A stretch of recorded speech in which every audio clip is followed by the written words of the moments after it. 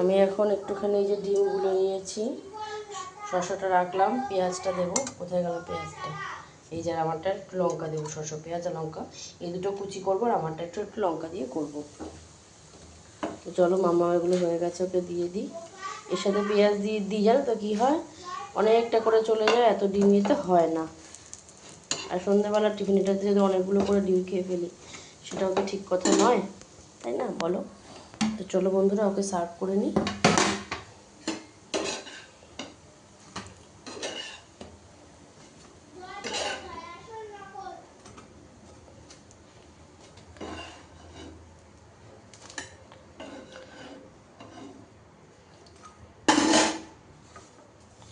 দাঁড়াও, এটা করে একটু রেখে দেখি, একটু ডেকোরেশন করে নিই।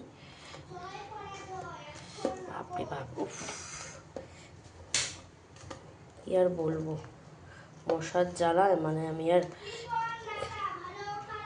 টেকার উপায় নেই আমার আর।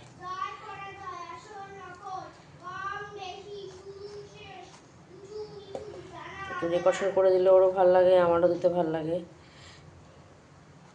তো চলো, ডেকোরেশন হয়ে গেছে, পাশে শসা কেটে দিই, আর ও তো পেঁয়াজ খায় না, কাঁচা পেঁয়াজ, শসা কেটে দিই, আর একটুখানি এই যে টমেটো কেচাপ সস দিয়ে দেবো, হয়ে যাবে। চলো বন্ধুরা।